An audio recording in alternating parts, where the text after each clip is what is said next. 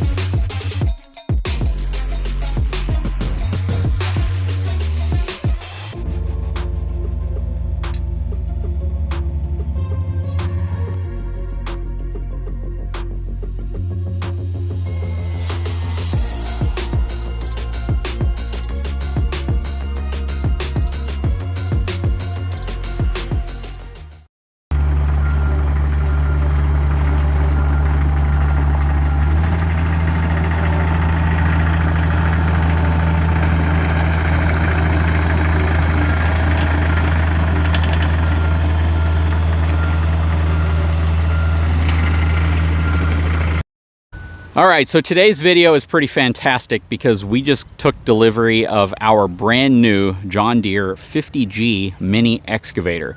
With me, I have Don. Don is with Doggett Heavy Equipment and Rentals because they also can rent them out, but they can sell them as well. So in front of me is a really cool piece of equipment. It's certainly not the largest excavator you guys sell, and it's certainly not the smallest, but how would you describe this to someone who is, looking at this thing and saying, what do we got in front of us? That'd be just a good tractor for, utility. A lot of landscapers use it.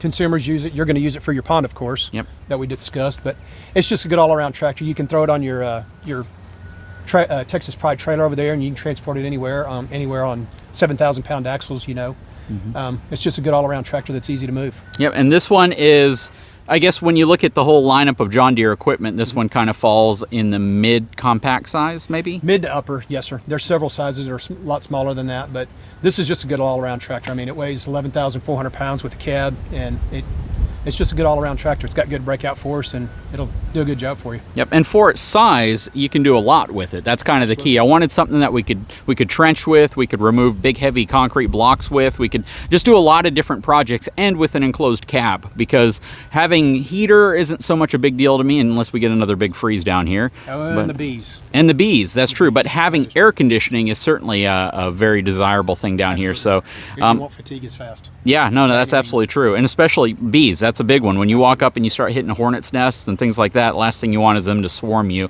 and this is going to give you some protection from that. But I know the number one question people are going to ask me, and we're going to get to all of them. We're going to talk about the price. We're going to talk about what I specifically paid for it, as well as the fact that this was not sponsored at all, right? Yes. And it's called in, and we met up and got the deal done. Yeah, and what's kind of funny about it is I've been researching these. So there are a lot of mini excavators on the market. A lot of different companies make them. I, of course, am a big fan of John Deere. This is actually my first John Deere piece of equipment. So I'm a big fan even before owning John Deere equipment. All right, so before we get any further, I do want to give a big shout out to my wife, because when we were building this septic system in here, the contractor for that had this really beautiful Caterpillar 305.5E.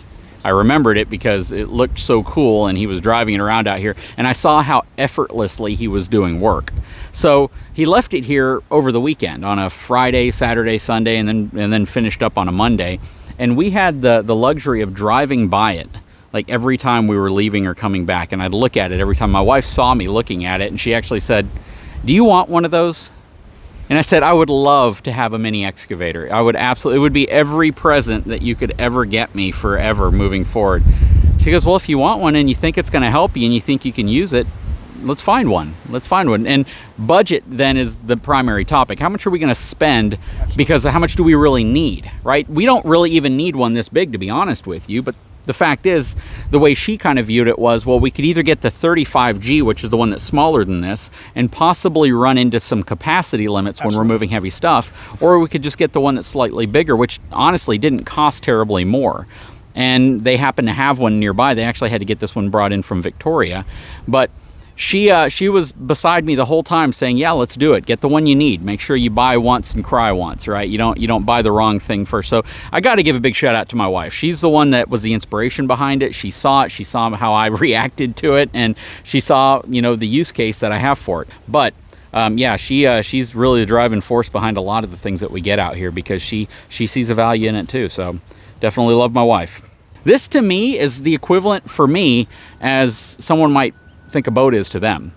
You can Absolutely. Easily spend twice this much on a personal watercraft or a boat that you enjoy using. But for me, this is my boat. This is my toy. And Absolutely. I'm not a commercial operator. I would just make that clear. I'm not going to be taking this to job sites and doing work for other people, and I'm not going to be taking this out and using this as a commercially operated vehicle. It's basically going to be for the property here, maybe helping out family members, maybe clearing out some other things. And I think that it's appropriately sized for that. Absolutely. It is. And like I said, if you need to transport it, it's nothing to throw it on your lowboy trailer over there. It'll transport that all day long, and it's with ease. I mean, it's 4-point tie down, and then you got one more tie down on the bucket, and on your way you go. Yep. And again, for me, this is going to be something that I personally want kind of as a toy. It's something that we can use out here. I can feature it on the channel. You guys can check it out. And I can use it to run all the sewer lines I need, all the water lines I need. I can use this to build a pond, expand the pond, move dirt around, rip trees out of the ground if I need to. It's a great tool for what we'll be using it for, even though I know I'm going to get some criticism from folks thinking that do you really need it? And the fact is we don't. I'm going to be honest with you. We really didn't need this. This is just something that's going to be fun to have, fun to operate. And like I said, it's kind of like our version of a boat. Absolutely. Right? Absolutely. Do people do that? Huh? Do you see people do this? What's just that? Get things like this for just Absolutely. Recreational purposes? Absolutely. Yep. I do. Now, I've got certain customers that they'll buy stuff and park it in barns, and the utilization's not there, but they still have it if they need it. So I'll be using the heck out of it though, Absolutely. just to have fun with it. And I want to learn it. I want to be really good on this thing, because if I'm really good on this, I can probably operate a larger excavator in the future, right? Yes, sir. Absolutely. Anything will transfer. It's industry standard of what your controls are. We're going to either have the backhoe controls or we're going to have the excavator controls, and we can switch it either way, whichever you're more comfortable with, and we'll figure that out here shortly once we get on it. Yep. Let's talk a little bit about pricing, because I know everyone's going to think, first of all, when you have a YouTube channel that's of any reasonable size, people think everything was free. And I do want to go back to that topic we touched on at first, where when I called and they connected me with you, did I ever mention anything about a YouTube channel? No, you did not. And that was brought up at a later time, so we figured that out. And you brought it up. Yeah, I did. Yeah, so I pull up, I wanted to see one because they said they had one that had already been sold, but it was still waiting for the customer to pick it up. And we're walking through the hallway, and all of a sudden he goes, "Are you the guy from Big Truck Big RV?" And I said, "I am." And he goes, "I first recognized your voice, then I saw the truck, and I put two and two together." Yeah, absolutely. Yep. You have a distinctive voice, and I don't know how I stumbled onto you. Like I told you, I was watching something on YouTube, and your next video came up, and I saw you driving down the SPID, and I was like, man, this guy's local, so that's how I stumbled onto you. So at any point, did I try to use my channel to gain a discount or anything? I brought it up when we were walking back there to service. Yep. That's when I asked you about it. So I paid what any consumer calling in would buy it for. Is that probably a good way of saying it? Yes, sir. Absolutely. So let's talk about pricing. So I know we got an extended warranty. It comes with a 2-year, 2,000-hour warranty, but we bumped it up to a 5-year, 2,000-hour warranty. We didn't really need the actual hour warranty to be extended, because again, we're not a commercial operator, so 2,000 hours for us is going to be a lot. Yes, sir. And it's a bumper to bumper extended. It is. It's comprehensive warranty. Like I said, 60 months, 2,000 hours. And the 2,000 hours, you're not really going to get there. You're going to run out of months before you get to hours. So that's why we bumped up the hours. Yep. I mean, the months versus the hours. But it was only like $600. It was pretty cheap. It's not like a car warranty. I thought it was going to be like $2,000, $3,000 because of all the things that can happen. No, we're good. We're good.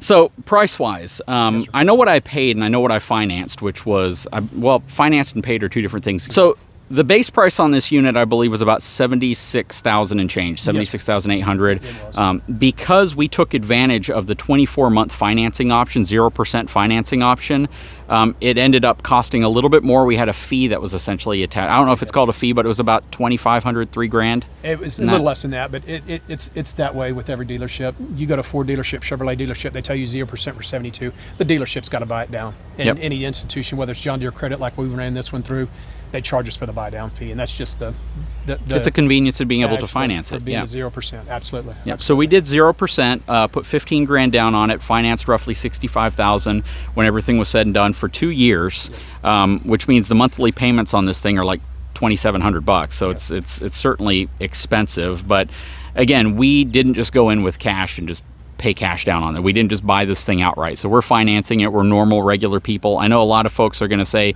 well, you get something like this, you're not getting what a normal, regular person gets. But when you have property out here, you have different things, and he's seen the property, and based on that, based on what you've seen, do you think we made a good decision in terms of tractor size and stuff? You're going to have your hands full with what you've purchased over here and your other acreage that you picked up, so you'll use it quite a bit, more often than you think you will. So and air-conditioned cap, so if I get in trouble, I have a place to hang out. Absolutely. All right, so we tackled the pricing aspect, we tackled the usage aspect. Let's take a closer look at this thing, and let's kind of see what it's all about, because there are a few upgrades. I know some of the upgrades I got on it would be the 3-way bucket or a shovel. 4-way backfill blade. 4-way backfill blade, okay. And that'll up, down, and left and right. So if you're going to excavate your hole, you'll put all your excavation spoils on one side, and you can kick it at a 45 degree and just backfill your hole. That way you're not sitting there pushing.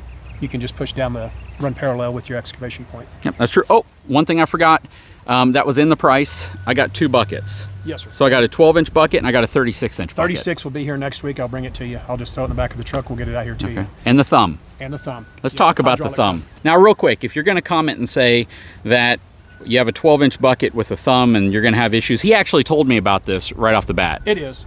And what we're going to run into is what they recommend on the bucket with the thumb usage. You need a minimum of an 18-inch bucket. That way your thumb will go back to the bucket and not hit the teeth. Right here, this is going to mate up to the teeth. But at this point, you said you needed to excavate. I said, let's go ahead and deliver it. If you want to use a thumb, we can just put the 36-inch on there. And it's very easy to switch. It's 2 pins and an actual bolt just to take it out. Take the pins out, take the bolt out, pull this out, and then curl your bucket back. Here, wedge comes out. You got a loop here, loop your bucket, come back, put your wedge in, run it up, 2 pins, you're done. Yep. And the reason why I got a 12 is because I think that's going to probably be my go-to bucket for any type of trenching work. Absolutely. Water lines, you name it. And I thought 18-inch might be a bit extreme for that. So, it was either get this and like an 18 or a 30-inch bucket, I believe, but I felt a 36-inch bucket would make work a lot quicker if I'm digging a bigger hole or trying to clear things out. Absolutely.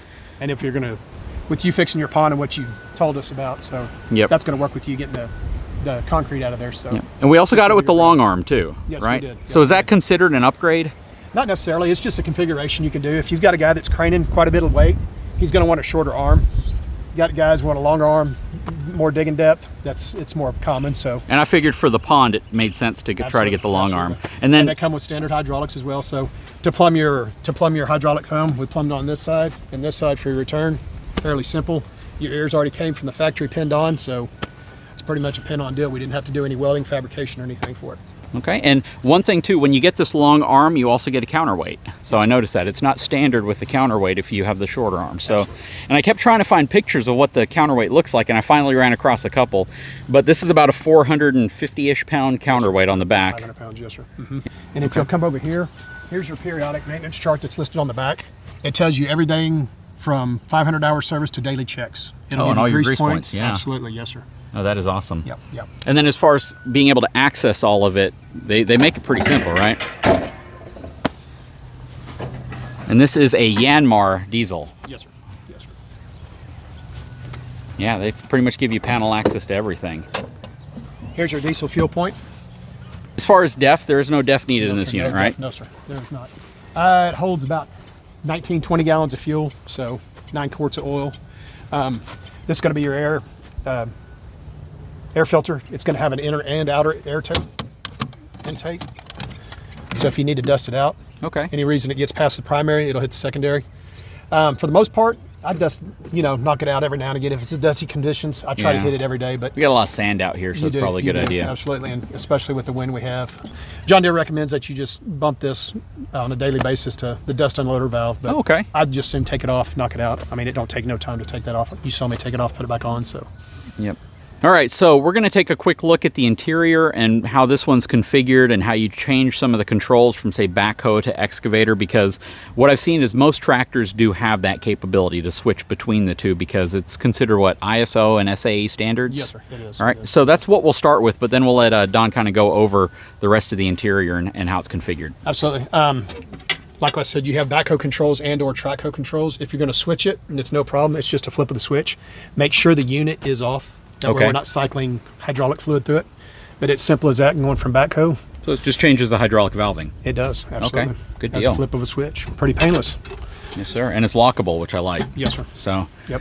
And then we get on the inside, and one thing I noticed is when you get the cab, you get the cloth seat. Yes, sir. Right? And on an open cab, you get the vinyl seat. Vinyl seat, yes, sir. Mainly for probably sun and water and rain and things like that. Absolutely. Looks like you have a little bit of flexibility to slide the seat up, and it looks like it's a suspension platform as well. It is suspension platform. You have your foot option for forward and reverse when you're walking the machine.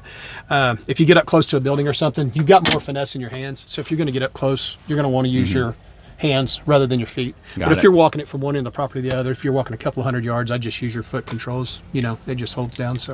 Got it. All right, and that right there is going to swivel the boom arm side to side. They put a safety feature on there to hold that down if you're going to use it. Flip that up, and at any point you can use your knuckle boom right here.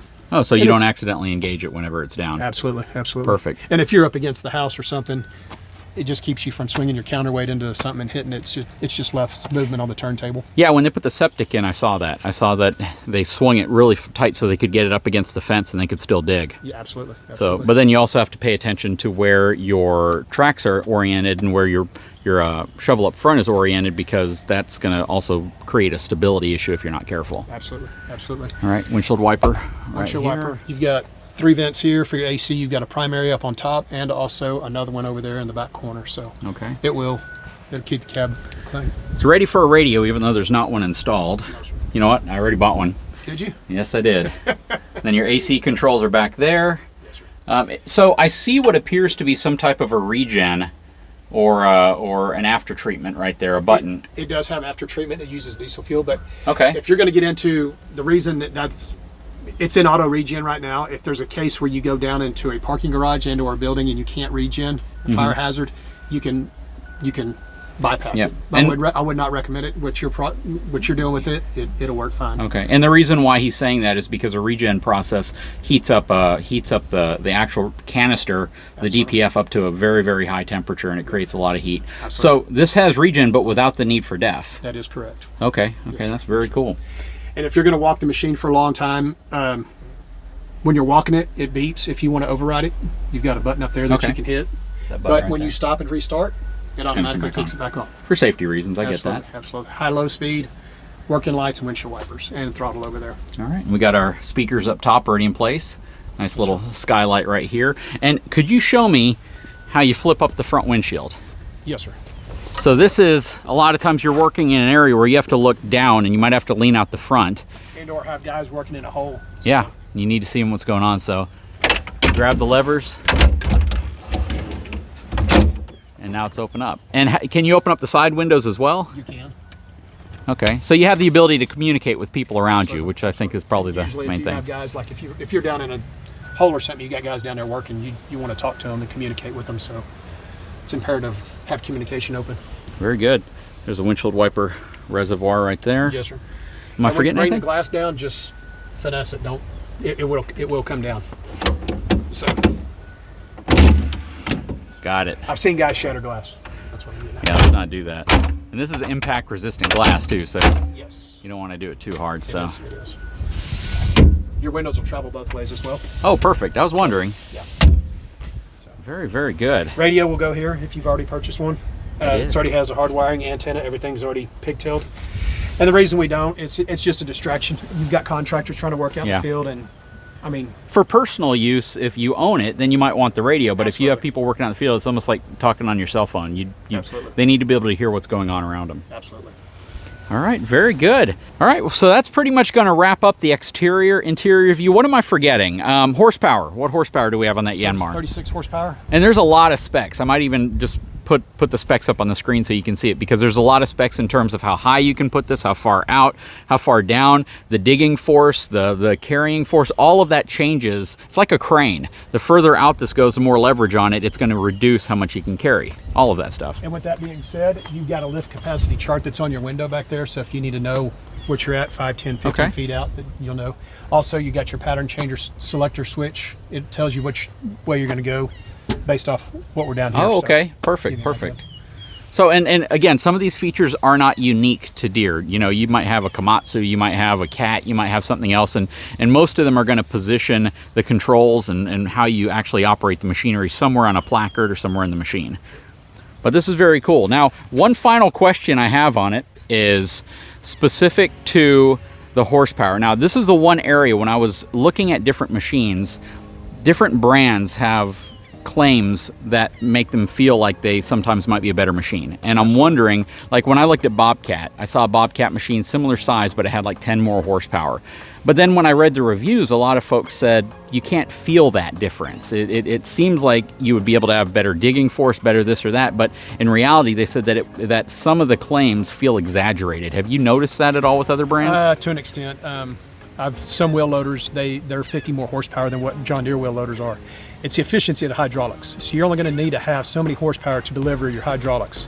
And what they're running into is some manufacturers are running 50 to 60 more horsepower to meet specs because their hydraulic systems aren't as good as John Deere. Got it, got it. Okay, so yeah, just like anything else, you can brag about certain aspects of a machine, but if another aspect isn't quite as good, then all of a sudden you need that higher horsepower. You need that other thing to be able to compete in that field.